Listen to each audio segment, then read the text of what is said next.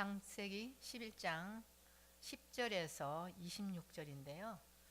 바로 그 셈의 후예에 족보가 나오는데 한 절씩 제가 교독하겠습니다. 제가 먼저 읽고 같이 교독하겠습니다. 창세기 11장 10절입니다. 셈의 후예는 이러하니라. 셈은 100세 곧 홍수 후 2년에 아르박삭을 낳았고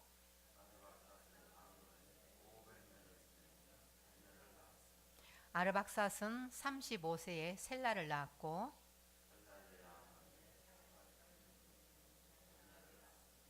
셀라는 30세에 에벨을 낳았고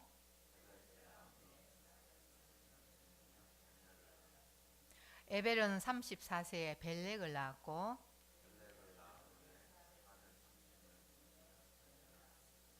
벨렉은 30세에 루우를 낳았고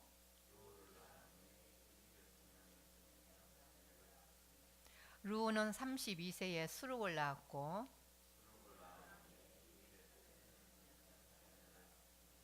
수룩은 30세에 나홀을 낳았고 나홀은 29세에 데라를 낳았고 함께요. 데라는 70세에 아브람과 나홀과 하란을 낳았더라. 아멘. 오늘 이거는 족보예요. 족보인데 사람들이 굉장히 족보를 중요시 여깁니다.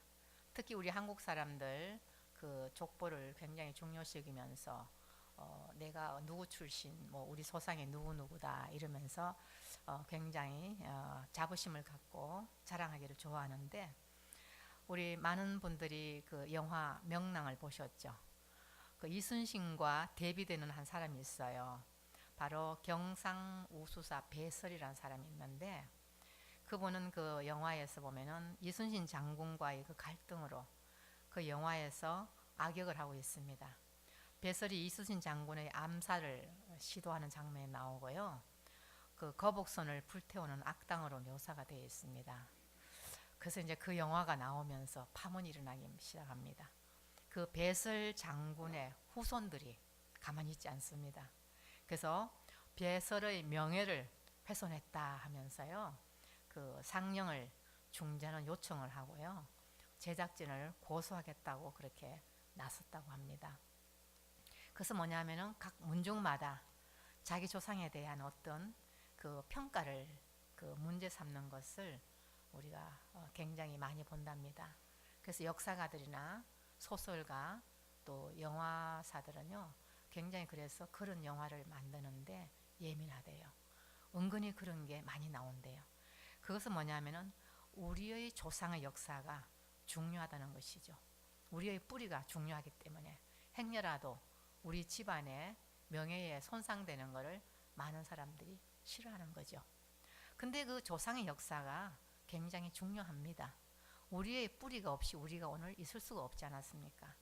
그래서 그 조상들의 그 공적이나 실수, 그 과오를 역사는 평가를 하면서 그 논쟁하는 과정 속에서 현실을 살아갈 그 삶의 지혜와 교훈을 얻기를 우리가 원합니다. 사실은 우리 성경도 마찬가지죠. 성경도 아담 이후에 계속 이어지는 것이 그 역사입니다. 역사 속에 52대까지 가서 예수 그리스도 탄생하고 계시록까지 이어지면서 믿음의 역사가 계속 이어지는 것을 우리가 알 수가 있습니다. 오늘 여기 보면은요 셈의 후예가 나옵니다. 셈은 누구냐 하면은요 바로 노아의 아들입니다. 노아의 홍수. 이제 11장 1절에 보면요 그게 이제 10장에 노아의 그 족보들이 쭉 연결됩니다. 노아의 아들 셈과 함과 야베스 후예다 해가지고 거기에 쭉 그 후손들의 이름이 나오고 그 다음에 11장 1절에 보면은 이제 거기서부터 바벨탑 사건이 일어나고 있는데 이 셈은 바로 100세 곧 홍수 후 2년에 아르박삿을 낳았다 그렇게 나옵니다. 그러면 이 셈은 바로 노아와 같이 방주에 타서 그 홍수를 경험한 사람입니다. 그리고 그 홍수가 그치고 새로운 땅에서 정착하면서 2년 만에 그 홍수가 끝나고 배에서 나와서 2년 후에 아들을 낳았는데 그 아들이 바로 아르박삿입니다. 근데 아르박삿은 첫째 아들이 아닙니다. 조금 전에 우리가 10장 1절에 봤는 것처럼 셈과 함과 야베스 후에라고 나오지만은 또 다른 데 읽으면은 아르박삿은 바로 제가 다른 것을 말씀드렸군요. 거기서 이제 바로 22절에 보면요. 10장 22절에 보면 셈의 아들은 엘람과 아스루와 아르박삿 이렇게 나옵니다. 룩과 아람 아들이 5명이 나오는데 그 중에 아르박삿은 세 번째 아들입니다. 그럼에도 불구하고 오늘 셈의 후예에 아르박삿이라는 사람이 등장을 하면서 그 후손으로 이어지는 것을 우리가 지금 읽었습니다. 그러면 굉장히 많은 세월이 지난 것 같아요. 왜냐면 읽어보면은 뭐 몇백 년 살았고 몇백 년 살았고 계속 그렇게 나오지 않습니까? 근데 제가 그것을 계산을 해보니까 참 재밌는 장면이 나와요. 이 그 신할 땅에서 신할 평지에서 정말 그 벽돌을 굽고 그 역청으로 진흙을 해서 바로 성과 도시와 그 탑을 쌓아갑니다. 그러면서 하늘에 닿게 하여 우리 이름을 내고 온 지면에 흩어짐을 면하자 그러는 바벨탑이라는 그런 사건이 역사 속에 등장합니다. 그러면 그 바벨탑의 사건이 홍수 이후에 얼마나 됐을까? 그것을 보면은요, 거기에 이런 말이 나옵니다. 16절에 보면요, 에벨은 34세에 벨렉을 낳았다. 그렇게 나옵니다. 벨렉은 그러면 어떤 사람이냐? 벨렉은 10장 25절에 보면요, 에벨은 두 아를 낳고 하나 이름은 벨렉이라 했으니 그때의 세상이 나뉘었다. 그럽니다. 바로 벨렉 시대에 바벨탑 사건으로 해서 흩어지는 사건을 경험하게 됩니다. 그래서 제가 계산을 해보니까요, 아르박삿과 그 다음에 아들 셀라와 에벨까지 불과 100년도 안 돼요. 99년. 그러니까 겨우 3대째가 이어지는데 그 놀라운 대홍수 사건은 다 잊어버리게 되는 거예요. 하나님의 그 엄청난 일을 까마득히 잊어먹게 되는 거예요. 우리도 마찬가지예요. 우리 믿음의 멧대손 굉장히 중요합니다. 그럼에도 불구하고 후손으로 내려가면서 그 믿음을 잃어버릴 때가 너무나 많아요. 불과 2세대부터 되기도 시작하죠. 우리 1세들은 참 이민 1세에 얼마나 와서 열심히 하나님 말씀 안에서 살려고 노력했습니까? 근데 우리 아이들이 2세에 벌써 믿음을 잃어버리고 대학교 가면은 그냥 세상적으로 살아가는 모습을 봅니다. 이런 걸 볼 때 우리가 믿음의 후예가 이어진다는 것은 대단한 그 노력과 대단한 중요한 일이라는 것을 우리가 알 수 있습니다. 오늘 보면 아르박삿과 그 후손들의 얘기가 나오는데 결국은 아르박삿에서 우리가 잘 아는 아브라함까지 나갑니다. 아브라함까지 나가는데 셈에서부터 시작을 하면은 그게 10대 손이에요. 아르박삿에서 시작하면 아르박삿의 후손 8대 손이 아브라함이 됩니다. 그런데 아르박삿은 얼마나 살았느냐 하면요, 아르박삿이 500년을 낳은 후에 그끼네 아르박삿이 셈을 낳고 12절 보면 아르박삿이 35세에 세라를 낳았고 세라를 낳은 후에 403년을 지냈다. 그러면은 결국은 아르박삿은 348년을 살았다. 이렇게 결론이 나옵니다. 그러는데 그 기간 동안에 결국은 아브라함이라는 그 우리의 믿음의 조상까지 이어지는데 제가 참 재밌었어요.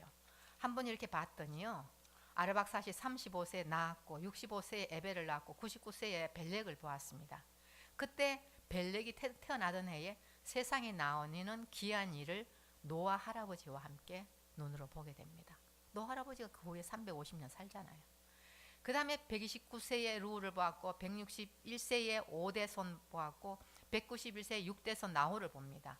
그 다음에 220세에 데라 7대손 데라를 보면서 290세에 8대손 아브라함을 보게 됩니다. 굉장히 짧은 인생이에요. 그죠? 아브라함이 우리는 굉장히 멀다고 생각했는데 결국은 홍수 후 2년에 태어나는 이 아르박삿은 그 일대를 지금 여기 나오는 믿음의 후예를 다 만나는 거예요.